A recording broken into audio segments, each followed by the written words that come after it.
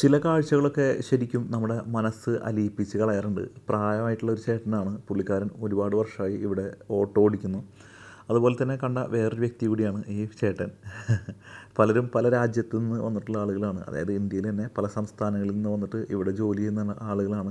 ഞങ്ങൾ താമസിച്ചിരുന്നത് Carol bag എന്ന് പറഞ്ഞ സ്ഥലത്താണ്. അവിടെ നിന്ന് ഞങ്ങൾ കാണാനായിട്ട് പോകുന്നത് ഇനി ഇന്ത്യ ഗേറ്റ് കാണണം. അതുപോലെ തന്നെ ദേ ഈ കിടക്കുന്ന വണ്ടി ഉണ്ടല്ലോ.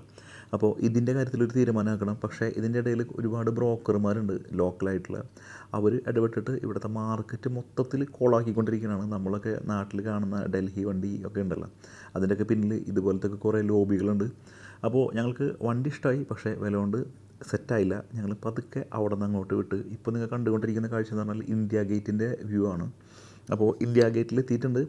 ഇവിടെ കാണാനായിട്ട് ഒരുപാട് സംഭവങ്ങളുണ്ട്. ശരിക്കും നമ്മൾ വീഡിയോയിലും ഫോട്ടോയിലും മാത്രം കണ്ടിട്ടുള്ള ചില കാഴ്ചകളാണ് ഈ നേരിട്ട് കാണുന്നത്.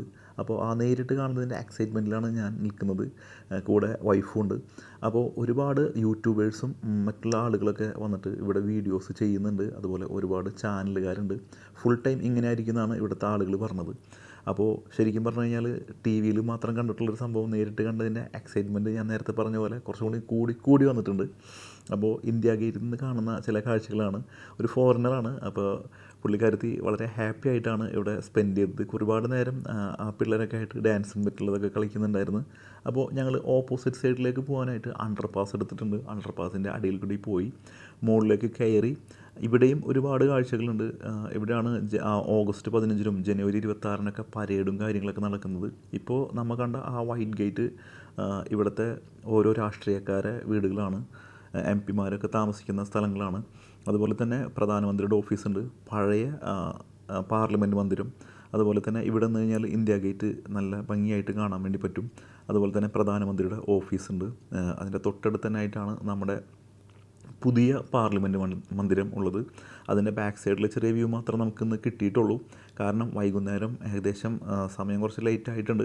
അതിനുശേഷം നമ്മളിനി എക്സ്പ്ലോർ ചെയ്യാൻ വേണ്ടി പോകുന്നത് ഇവിടുത്തെ സ്ട്രീറ്റ് ഷോപ്പിംഗ് ആണ്. സ്ട്രീറ്റ് ഷോപ്പിങ്ങിന് പേര് കേട്ടുള്ള ജനപത് എന്ന് പറഞ്ഞ സ്ഥലത്താണ് നമ്മളിപ്പോൾ ഉള്ളത്. 100 രൂപക്കൊക്കെ ജീൻസൊക്കെ കെട്ടി കൊളത്തിയിട്ടിട്ടുണ്ട്. അതുമാത്രമല്ല ഇവിടെ നോർമൽ സംഭവങ്ങളുണ്ട്. അതുപോലെ തന്നെ എക്സ്പെൻസീവ് ആയിട്ടുള്ള ഒരുപാട് ഐറ്റങ്ങളുണ്ട്. അപ്പോൾ ഇത് ശരിക്കും പറഞ്ഞു കഴിഞ്ഞാൽ ഒരുപാട് സമയമെടുത്തിട്ട് കാണുന്ന സംഭവമാണ്. പക്ഷേ നമുക്ക് തീരെ സമയമില്ലാത്തതുകൊണ്ട് വെറുതെ അങ്ങോട്ടും ഇങ്ങോട്ടൊക്കെ ഓടി ജസ്റ്റ് കണ്ടതൊക്കെ ഷൂട്ട് ചെയ്ത് ഒക്കെ വെച്ചിട്ടുണ്ട്.